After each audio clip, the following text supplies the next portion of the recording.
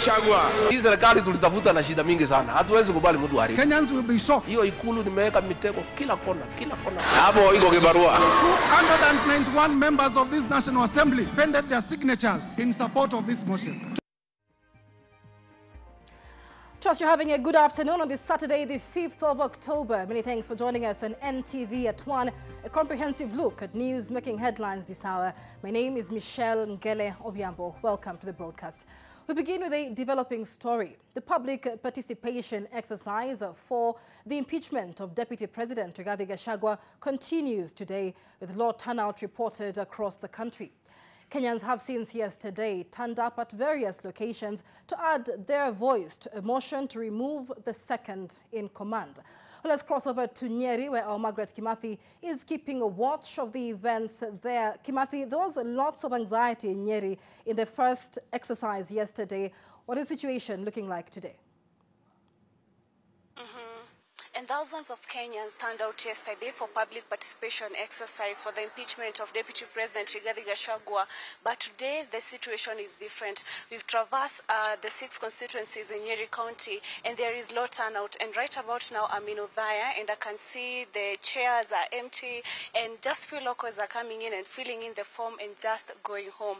And right about now, I'd like to speak to a few residents here and hear what's their concerns about the impeachment motion. Habari yako? Anza kwa jina lako alafu tuambie maoni yako ni yapi. Ninaitwa Christopher Drago na mimi ni mkazi wa hapa Othaya na mimi ni mpiga kura wa hapa hii constituency na mimi nimekuja kutatua haya maneno ya Deputy President na vile mimi niko naye kwa akili yangu. Mimi support hii mjadala kwa sababu kwa vile mimi naona na nimeona mambo mingi kutoka zamani, naona kama kuna kitu kinafichwa hapa. Hii kuna kitu kinafichwa. Sasa kama Gachagua ataenda siasa mkubwa yake aende. Kama atamretain wasigumuse. Kwa sababu sisi tunataka nchi ambayo inaongozwa vizuri. Sababu unaona tu kwa nini hatuwezi kusema kuna kitu inafichwa. Kuna mambo ya airport, kuna mambo ya masomo, kuna mambo mingi. Lakini hata mimi najiuliza kwa nini hii kitu inapatiwa first priority na mambo vile imekuwa baya kwa katika nchi hii. Kuna masomo hiyo ya university na hiyo maneno ya ile nimesema nini hii inafichwa. Mimi nasema kama rais anataka nchi hii iende vizuri wazungumze, kwa sababu ana uwezo wa kuzungumza. Yeye ni mdogo yake na ana uwezo. Kwa hiyo sisi tunajiuliza kwa nini. Shukran sana, wacha tuzungumze na mkazi mwingine. Bibi, maoni yako ni yapi? Na jana ulitokea kuja kujaza fomu? Si kutokea, nilikuwa na shughuli fulani. Kwa hivyo nikaamua leo nitatokea. I think the extension was just in the right time, at the right time. Yeah. Maoni yako ni yapi kuhusiana na impeachment ya Gachagua? Okay, let me just put it bluntly. But it's not only painful, but very, very shameful. This motion against this motion for the impeachment of the vice president, the deputy president, is not from the people. It is actually self-centered because this is from the MPs. They claim to be representing us, yet we were not even consulted in the first place. So let me just say this. They may be fighting Gachagua, but they may, through this impeachment, but they may be impeaching themselves out of power. And by extension, they may be impeaching the president through what they are doing, because this is not us. I have to tell them very, very clearly. It is not the people, it is them versus Gachagua. and not people versus Gachagua. So I'm urging Gachagua to just face the mountain like he has always done, pray, and God will be on his side, and the people are behind him. Asante. Okay, thank you so much. And of course, we'll be crossing over to other constituencies to see whether the situation will be different. And from Nyeri County, we cross over to Eldoret City. Thank you, Margaret from Nyeri. I'm currently at Juakali Shopping Center in Tarbo constituency. Remember, this is the home constituency of President William Ruto. And here is where the public participation is ongoing, and I would like to talk to the residents here just to get their opinion of the process. Yesterday, the process was at the county level, and it was held at the county hall that is in Eldoret town, but today we are a bit outside the town, where we are going to speak to the residents to get their opinions. So you start with your name and you tell us about the current participation. What is your opinion? My name is Kennedy Koech. The participation has been, the office was open at 8 a.m.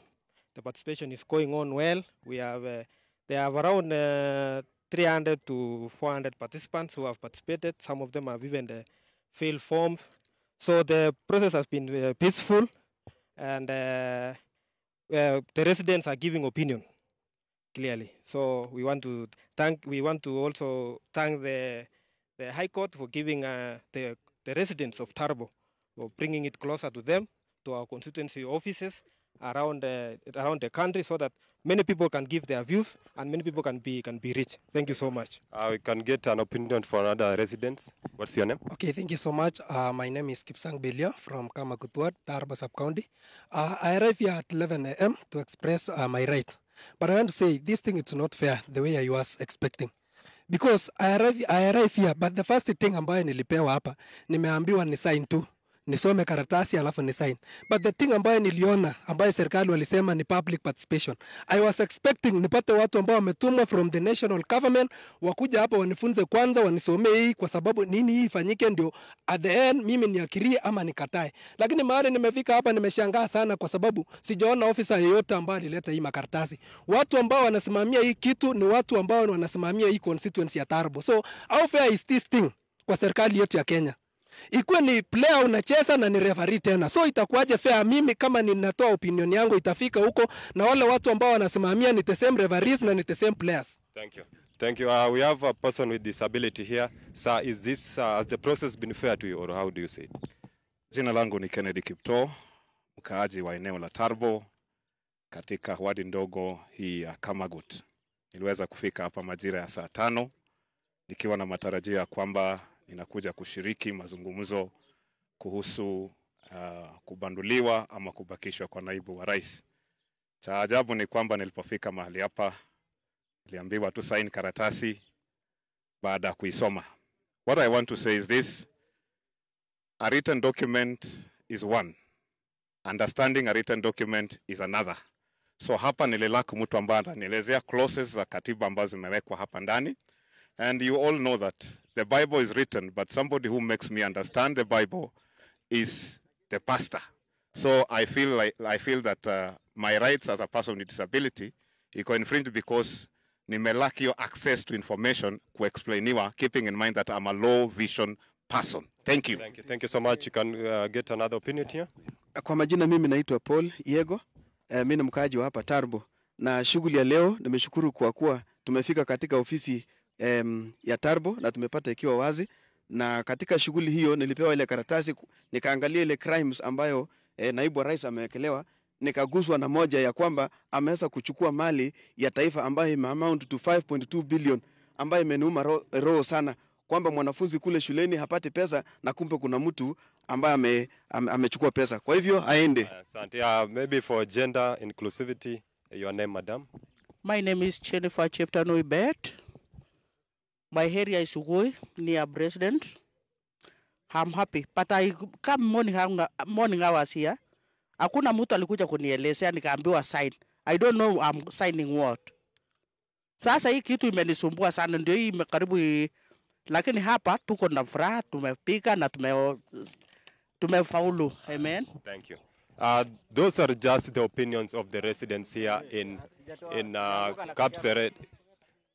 These are just the opinions of the residents here in Juakali. This is Turbo constituencies. Remember, Uasin Gishu has 6 constituencies. That is Soi, Ainapkoi, Moiben, Keses, and there is someone here who has been insisting so much. You want to express your opinion.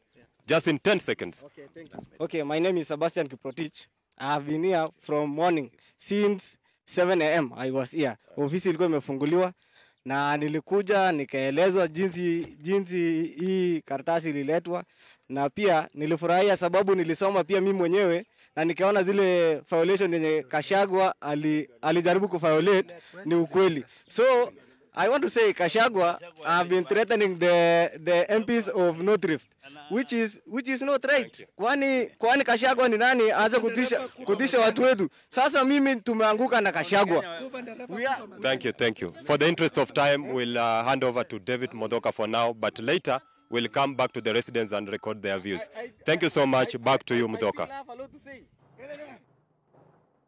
I am at the office of Starehe constituency, Starehe being one of the 17 constituencies in Nairobi County, and where since 8 a.m. today, officials from the National Assembly have been conducting public participation on the plan to remove Deputy President Rigathi Gachagua from office. And this particular constituency actually is a very significant constituency because its Member of Parliament, Amos Mwago, is among members of Parliament who've defied the norm and decided to throw his weight behind Deputy President Rigathi Gachagua in this moment of trial. And I'd like to speak to a number of residents here who've been here to participate in the public participation exercise. And this is actually giving their views on whether Rigathi Gachagua should go home or stay in office. I'd like to start with this gentleman here. Thank you so much for your time. Just tell us what your views are regarding this process to remove the Deputy President from office. Okay, nitazungumza kwa Kiswahili. My name is Julius Kamau. I'm a voter in Starehe constituency. Na mimi yangu ni kusema ya kwamba Deputy President hakuna makosa ambayo amefanya katika Kenya yetu. Na kama kuna makosa ambayo wanasema ya kwamba amefanya, Bwana alianza na kusema one man, one vote, one shillings. Na hiyo ni kumaanisha ya kwamba kila Mkenya mahali popote yuko, Mturukana, Muembu, Mumelu, Mjaluo, Msuburu, Mkirifi, wote wakuwe sawa katika resources za Kenya, because the government inafaa kuangalia kila mtu. Na kama hiyo ni ukabila kwa sababu ililetwa na Rigiji kwa sababu yeye ni Mkikuyu, tunasema ya kwamba hiyo sio mambo ya ukabila. Yeye anatetea mwananchi wote wa Kenya. Ya pili, ningetaka kuambia rais wetu wa Jamhuri ya Kenya, hii marriage yenu certificate ni ya miaka 5. Kama bibi ni mbaya, kama baba ni mbaya, mngojee miaka 5 iishe mkiwa pamoja, mtakuja kufanya divorce. Ya tatu, kwa nini saa hizi mnatuletea mjadala na ile shida yenye iko katika hii Kenya yetu? Tukiangalia mashida yenye iko Kenya hii, Rigiji ndiye wa mwisho kukua shida ya Wakenya. Because kwa list tukisema to discuss about the problems that we have in Kenya, Rigiji atakuwa mwisho na Yesu Kristo atakuwa amesharudi. So Rigiji anafaa kuwa deputy president wa nchi ya Kenya hadi 2027. Wa divorce watuletee deputy mwenye wanaona na anahitaji pamoja yeye na Ruto wakienda nyumbani, because hatuwezi kaa na hii shida yote ambayo tuko nao watu. Hii mambo ya pia ya kusema ya kwamba tuko na mambo ya constituency level ya kukuja kusign hizo forms hii. The clerk wa National Assembly aliitoa usiku. Kama venye Machogu walikuwa wanaambia wanafunzi wasiende shule. Hii sio mambo ya life and death. Ati lazima Gachagua impeachwe on Tuesday, ingefaa ibakie na watu wapewe muda ya kukuja kutoa maoni yao. Ukiangalia katika Starehe saa hizi watu wengi wajajitokezea kwa sababu hataona information, because hiyo memo imesakirate usiku. Ningeomba president wa nchi ya Kenya pamoja na brother yake huyu wa handshake tena, because these are a lot of mess ambayo mnatuletea saa hizi. Behind hii mambo ya impeachment kuna arrangement ambayo mnataka kufanya. Tuambieni ukweli. Wacheni kusema deputy president amekosea, amenunua shamba sijui wapi, amenunua kitu wapi. Yeye ako na pesa yake na sijasikia skando yote ama banki imefujwa Kenya hii. Thank you so much. Asante sana. I'd like to collect more views here. Thank you so much for your time. In one sentence, what do you think of this plan to remove the DP from office?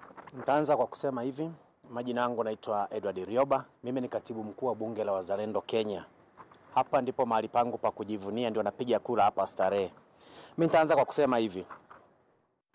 Wakati wamepeleka motion kule bungeni, tulitegemea kuna mambo mengi yataongelewa polepole ndio tufikie hatua tufikie mpaka tumefika leo.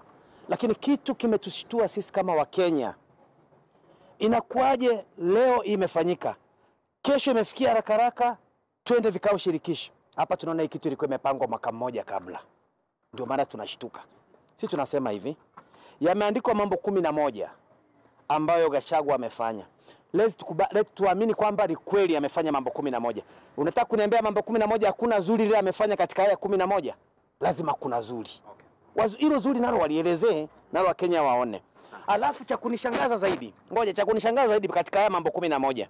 Tuseme hii namba 7 hii ambapo inahusiana mambo utakatishaji wa fedha, money laundering hapa. Nijiulize swali, kama yeye amekwenda na bilioni 5, hawa wenzake wengine wamekwenda na shilingi ngapi? Hizo ndio tunataka tujue. Asante. Ningependa tu kwa sababu ya muda nichukue maoni pia ya huyu mama hapa. Bila shaka tutazungumza. Bila shaka. Dakika moja ndio tutazungumza dakika moja. Niruhusu tu azungumze kisha tutaongea, haina neno. Asante sana kwa muda. Labda wewe unafikiri vipi kuhusiana na hili? Mimi kwa majina najulikana kama Ana Ngwenyi, mkaaji wa Starehe, na kwa maoni yangu tulimchagua rais na deputy wake.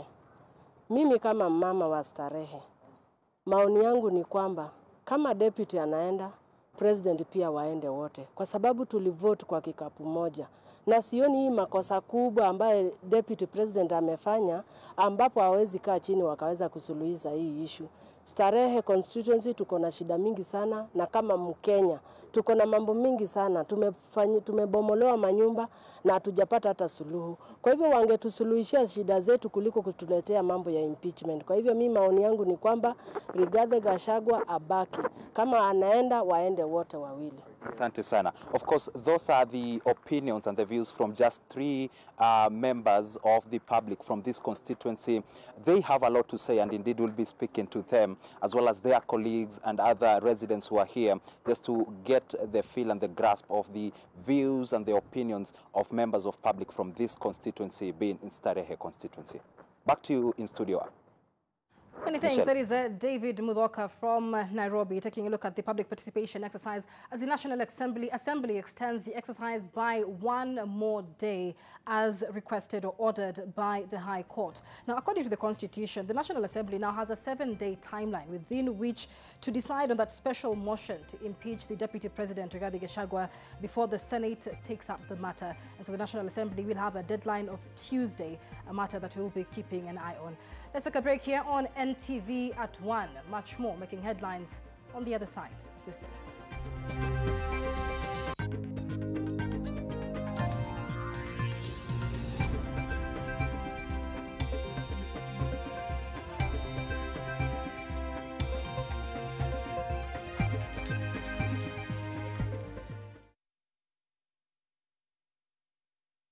Dawa, tu vitu tudogo lakini hesabu mingi. 1 times 4, 3 times 2, 2 times...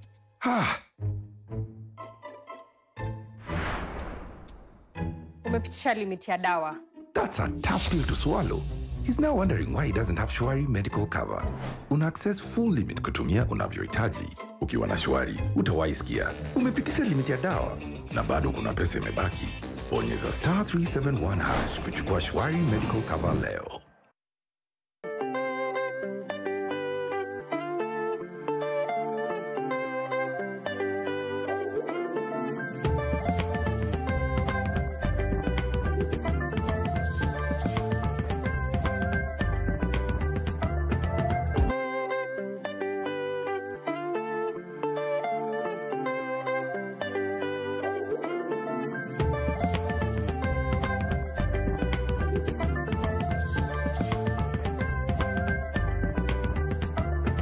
Usiachwe nyuma. Join us at the Standard Chartered Nairobi Marathon. Register by visiting www.nairobimarathon.com and help us move Kenya forward. Standard Chartered Nairobi Marathon. Run, embrace possibility.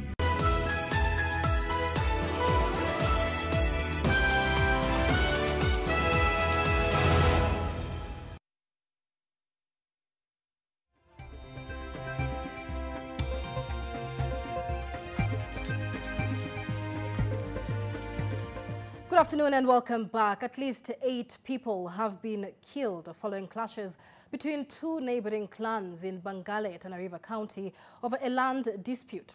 As tensions continue to rise, residents accuse the police of inaction, as Nuruddin Elmoge now tells us.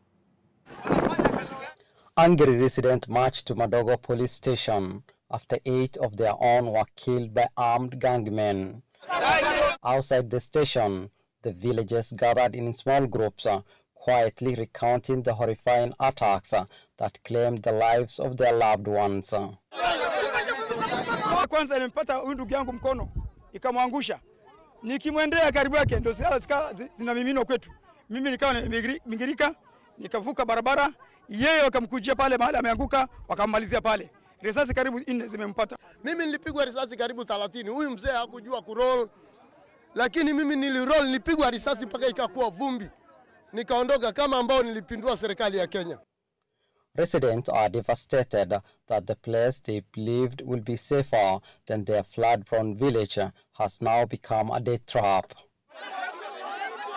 Na Bwana Rais ulisema watu wa mafuriko waende juu kwa sababu maeneo yao wanaishi ni maeneo yameharibika na maji. Now the residents of Madogo are expressing outrage over the security agency's failure to contain the violence. Kimbilia hapo mahali tukaonana na gari ya mkubwa wa polisi. Mimi na Daudi tukaongea, tukawaambia hao wahalifu wako hapa kwa hiki kijiji. Baada waendee, OCS akashika simu kabisa ikiwa ametupita akielekea junction fulani. Baada ateremke kwa hiyo mji, akateremkia mji mwingine opposite. Afadhali dunia ishe. Ama hawa serikali watoke Kakambi aende, wana kazi. OCS ana kazi aende. Manake vita itapigana karibu yake, hana kazi, OCS hana kazi. Elsewhere, a family in West Pokot County is seeking answers over the death of their kin under unclear circumstances while in custody at the Sigor police station. The police's explanation that the deceased took his own life has angered residents who staged demonstrations in Sigor town. Judith Cherono Omondi with the details. Isaac Oudo, a 33-year-old man, is said to have been watching a football match on Tuesday evening in police canteen located within Sigor police station in West Pokot County. It is said that he was arrested on that fateful night for allegedly causing disturbance and breaking television, only for his family to receive devastating news that their loved one died by suicide on Wednesday night. Kama familia sisi tumesikitishwa sana kwa hii kifo ya ndugu yetu, na hatukuwa tunatarajia kwamba mtu anaenda kwa cell pale cell alafu anapata ile kifo kwa cell. The information ya polisi hatuwezi tukakubali kwa sababu wanaweza enda waka distort information. Korit says that there is no way his brother took on his own life using a belt when there is a belt kept together with his shoes at the police reception. In addition, he claimed that police did not allow the family to accompany them to the morgue where the body of Isaac was taken, reading malice. Na tunataka wale ambao hawakufanya kazi yao kwa mujibu wa sheria waletwe kwenye sheria na wapelekwe kotini wafungwe. Kwa sababu hatuwezi kupoteza mtu kwa sababu ya uzembe ya wale ambao wanatakana walinde watu na mali yao. Naomba wananchi wetu hapa watuvumilie ili utaratibu ya hii maneno yaendelee, ipoe kicha tutajua kiini ya maneno ili litendeka namna gani. Na mwenye ambaye ilifanyika sheria ifanye ifuate mkondo wake. Residents from Sigor constituency, led by their Member of Parliament, Peter Lochakapong, have called on the Independent Police Oversight Authority, IPOA, to carry out a thorough investigation and ensure justice for the family.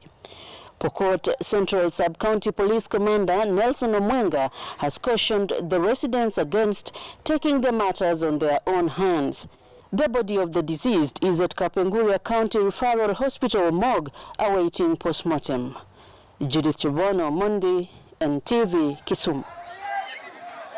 Farmers in Kisanana area, Baringo County, are counting losses after loitering elephants destroyed their farms.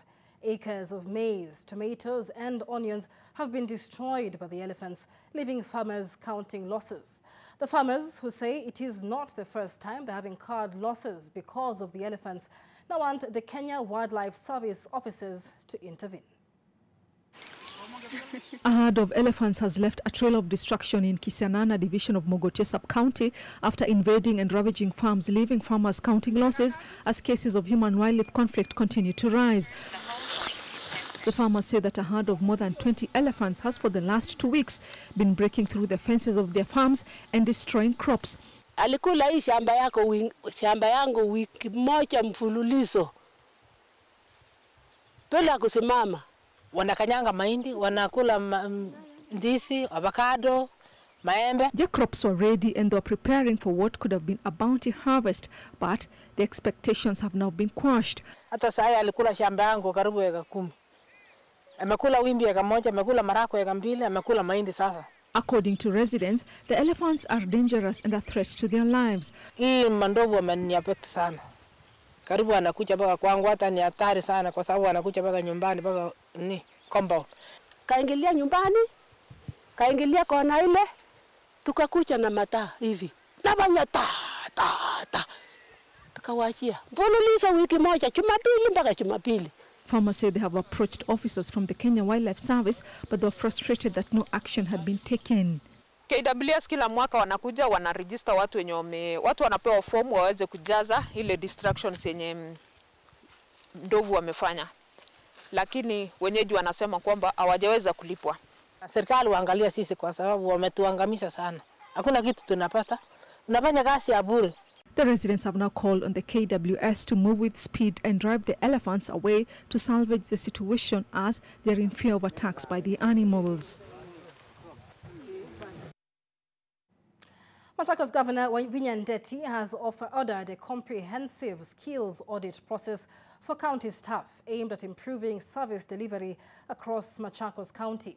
Speaking after overseeing the signing of performance contracts for executive committee members and chief officers at her office, Wavinya said her administration will fast-track the promotions of county staff who had stagnated in the same job group for many years. Noting the county was doing well at on-source revenue generation, the governor said a part of the revenue will be ring-fenced to finance promotions and staff welfare.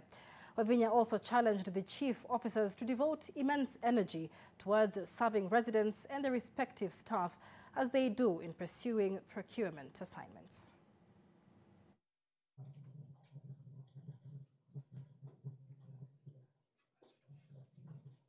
And our work is not just procurement.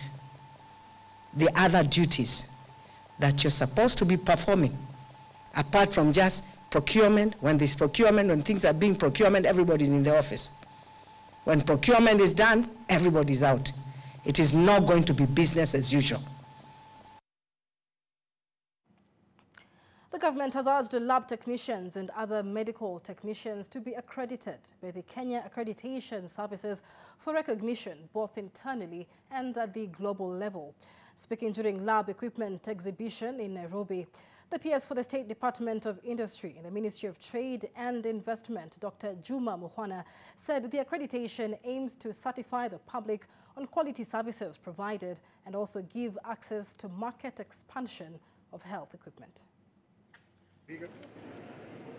We have been working very hard to open up international markets, both within the East African region and also in the African region. So part of what I want to ask is all the laboratories that we have in Kenya, if you are not accredited, please make sure you are accredited by KENAS so that then the services that you offer, the certificates that you issue can be recognized both within the country and also globally. So for us, this is an opportunity to grow our market, to grow our business, to also access international markets because of this kind of work. The Democratic Republic of Congo will begin its Mpox vaccination campaign this weekend in the eastern city of Goma. This is according to the country's health ministry as the country battles an outbreak that has infected nearly 31,000 people. The announcement comes as Congo grapples with a surge in Mpox cases, with 988 deaths reported since the start of 2024. Vaccination teams are being deployed this weekend with initial focus on adult populations. The ministry highlighted challenges in reaching certain areas, including occupied territories and displaced persons camps, citing security concerns. He said the campaign's slight delay was due to necessary training, planning and community outreach efforts. Aid organizations have warned that displaced populations living in overcrowded conditions with limited hygiene facilities and healthcare access are particularly vulnerable to mpox. The vaccination drive aims to curb the virus's spread among these at-risk communities.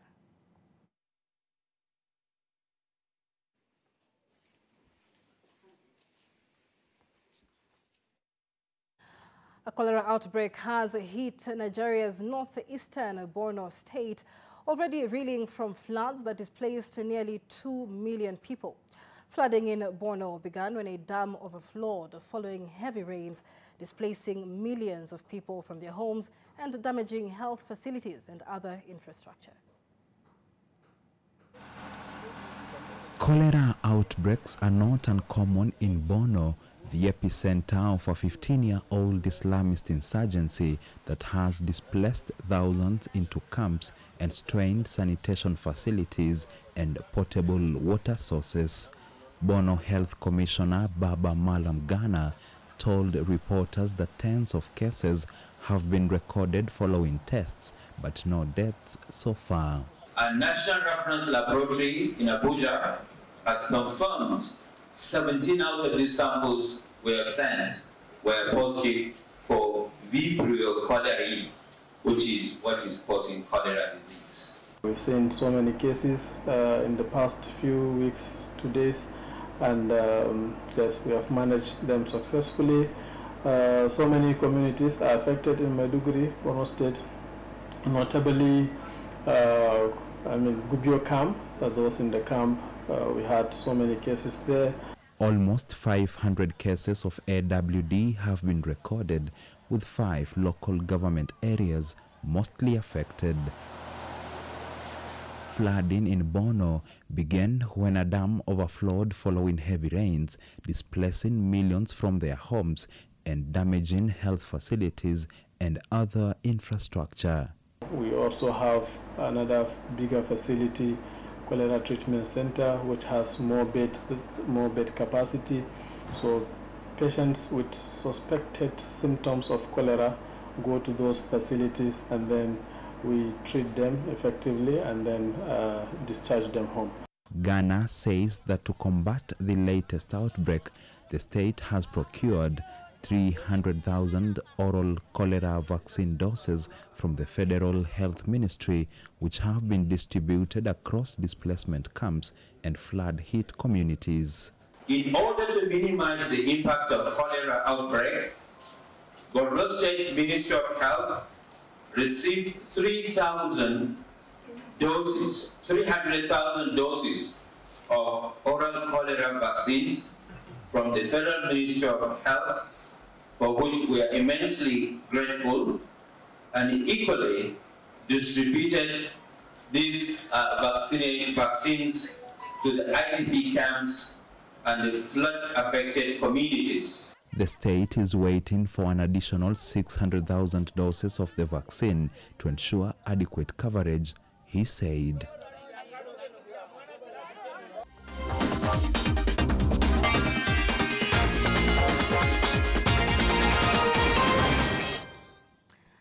Let's get sporty now, and Pep Guardiola remained tight-lipped about his future as Manchester City manager Friday, amid speculation he may leave soon with his contract set to expire at the end of the season.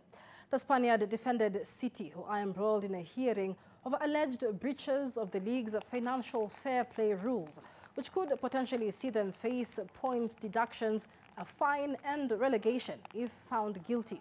City have won 16 successive games against Fulham, stretching back to 2011, but have dropped points in 2 league games this season, including last weekend's 1-1 draw at 7th-placed Newcastle United. In other games, Liverpool will be travelling to Selhurst Park to play Crystal Palace in the early kick-off at 2:30 p.m. as Arsenal entertain winless Southampton from 5 p.m.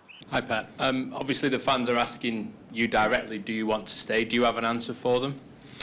I said in the beginning of the press conferences, I'm not going to talk about this subject. When going to happen, it's going to happen. I'm part of these clubs.